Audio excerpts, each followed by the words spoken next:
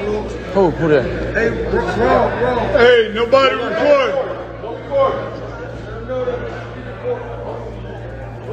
Only Al can record. And I'm top dog. Al Productions.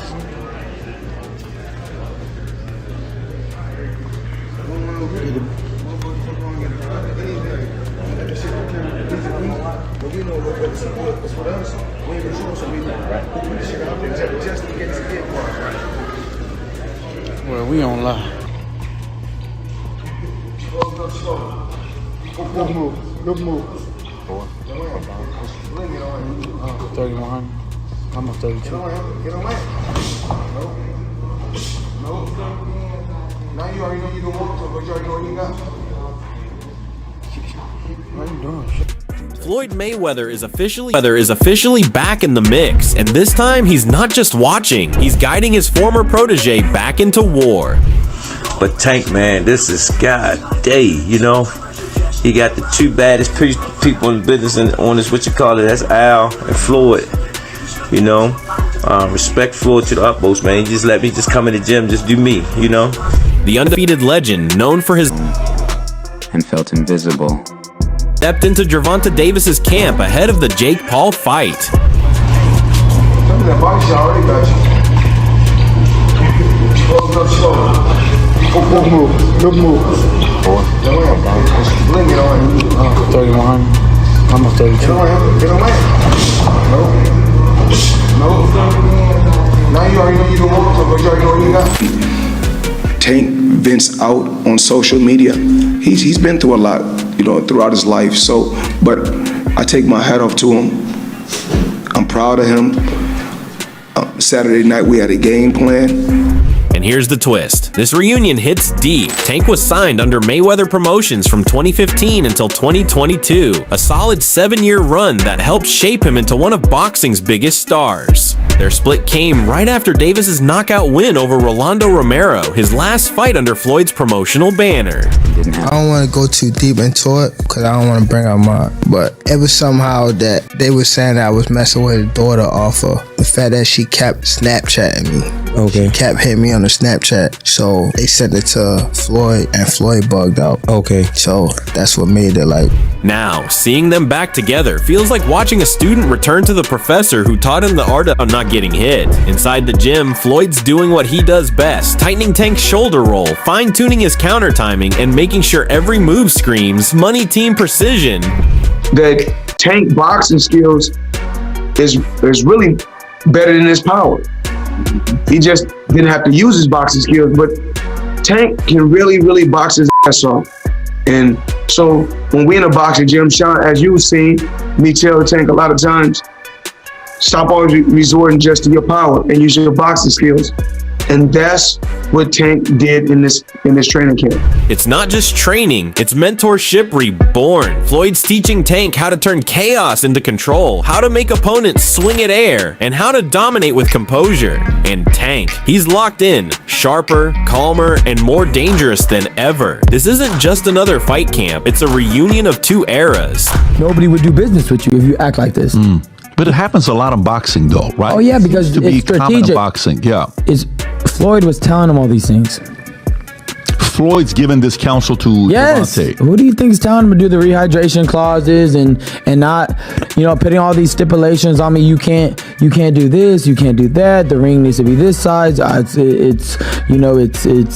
It's Davis Garcia. It's not, but all these things were all by Floyd. The master with the blueprint and the student built to perfect it. Because when Floyd Mayweather decides to train you again, you're not just preparing for a fight, you're preparing to be untouchable. And just when you thought the story couldn't get juicier after Floyd jumping back into Tank's corner, here comes Robert Garcia dropping truth bombs like he's calling out the whole sport. The man basically said, yeah, Tank's great, but he never gave us the fights we wanted.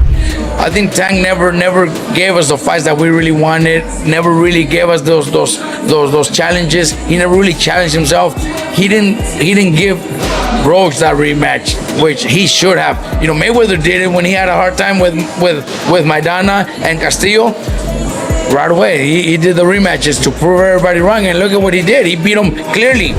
And you know what? He's not wrong. We've been sitting here for years waiting for those legacy-defining showdowns. The Roach rematch, the Shakur fight, the Loma fantasy matchup, but instead, Tank's out here signing autographs and sparring heavyweights for fun. Garcia even brought up how Floyd always ran it back when people doubted him. Castillo, Maidana, boom, instant rematch, statement made. But Tank? He just moved on, like a man who ghosted his toughest test.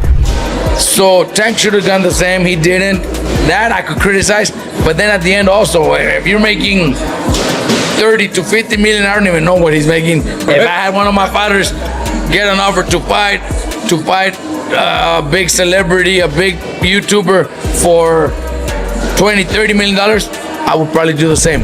Now, don't get me wrong, I get where Garcia's coming from. As fans, we want smoke, real fights, real drama. But then you look at Tank pulling in maybe $50 million for an exhibition with Jake Paul, and you start thinking, wait a minute, would any of us say no to that? Come on, let's be real. If Jake Paul offered you that kind of bag, you'd lace up the gloves tonight. And that's where Garcia's take gets interesting. He doesn't like it, but he gets it. Because at the end of the day, when Tank's retired, belts collect dust, but that money takes care of generations. So I don't blame him. You know, it's boxing. At the end of his career, 20 years from now, nobody's gonna care of how many belts he won or who he fought. The only thing that matters is that he's gonna be able to take care of his family, himself, for the rest of his life, and that's the most important thing. So I don't disagree with what he's doing. Do I like it? No, but I don't disagree. So yeah, maybe we didn't get the fights we wanted, but Tank got the life he wanted, and honestly, that's a different kind of victory. And just when Robert Garcia had us talking legacy and respect, boom, Jake Paul and Gervonta Davis flipped the script and turned it into the $1 Million Mayhem Show. A KO bonus? Bro, that's not boxing, that's a video game side quest with real life consequences. Jake said there's a big knockout bonus, and I swear I could hear Tank's grin from another time zone. You dangle that kind of money in front of a guy like Tank, and suddenly every punch feels personal. The only reason it had to be an exhibition is just because of the weight. Yeah. But other than that, there's a winner. I don't know if I can say it, but there's like a big knockout bonus. A big knockout bonus. Okay. So if someone knocks the other one out, they're gonna get a big bonus. A bonus? A knockout bonus? Hold on. Let's go back and confirm a few things. So there will be a winner and a loser, unlike that Floyd Mayweather, Logan Paul job. This ain't just about pride anymore. It's about who's walking out of Atlanta with an extra few million and bragging rights the size of an ego boost. And come on, 12-ounce gloves, pro judges, real stakes. Call it an exhibition all you want, but that's a legalized street fight with paperwork. I'm sitting here thinking, if Tank lands one of those signature lefts, Jake's influencer career might buffer midstream. But you also gotta respect Jake. The man's betting millions on himself like he's playing Monopoly with real money. That's either confidence or caffeine overdose, and we're about to find out which. But here's the real kicker. With the KO bonus, the side bets, and that crowd energy, this fight's not about records, it's about reactions. So it's an exhibition, but there's pro judges. There's going to be a winner. It's not like your brother and Floyd. No, correct. There's going to be a winner, and there will be a KO bonus. So whoever wins by KO, they get a big bonus. Well, there's like a big knockout bonus. Okay. So if someone knocks the other one out, they're gonna get a big bonus. And TKOs are included. What about, does TKO count? Yeah. Okay, good. I'm betting $10,000 on Gervonta Tank Davis to knock out Jake Paul on my bookie. If Jake wins, the internet explodes. If Tank wins, he becomes the face of poetic justice. Either way, somebody's leaving richer, somebody's leaving sleepier, and all of us, we're tuning in like it's the season finale of boxing's most unpredictable soap opera. And right when you thought this Jake Paul versus Gervonta Davis circus couldn't get any more unpredictable, Antonio, the Magic Man Tarver steps in, and bro, he's talking facts. Tarver basically said what we've all been secretly thinking. This fight might look a little weird. I mean, we've seen David versus Goliath before, but this one's got Netflix cameras, a size gap you could park a truck in, and Tank trying to punch uphill like he's fighting in VR mode. Well, you know, Jake a businessman, and everybody know that. You know what I mean? But Gervonta Davis is a fighter.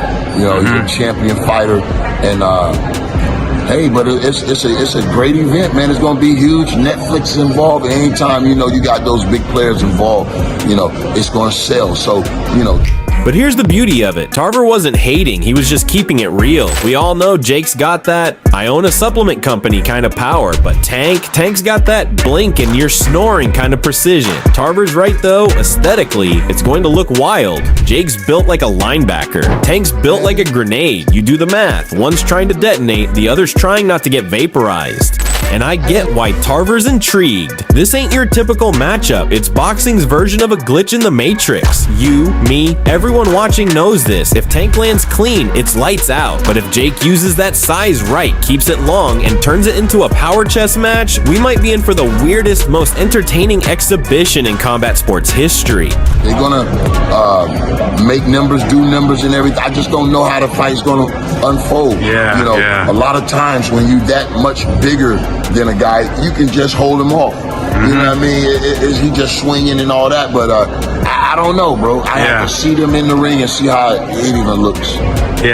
Tarver's looking at it like a vet, but we're looking at it like fans of chaos. And I don't know about you, but I'm here for every second of this madness. At the end of the day, this fight isn't just a clash of power versus precision. It's a full-blown spectacle where boxing meets Hollywood and chaos shakes hands with money. You've got Floyd Mayweather back in the lab, sharpening Tank like a diamond. You've got Jake Paul turning the ring into a billionaire's battleground. And you've got legends like Robert Garcia and Antonio Tarver weighing in like this is a crossover episode we never saw coming. This isn't just a fight, it's a moment. A remember where you were when it happened type of moment. Whether you think Tank's too small, Jake's too bold, or Floyd's too smart to lose touch, one thing's for sure, somebody's walking out richer, somebody's walking out humbled, and the rest of us are going to be talking about it for years.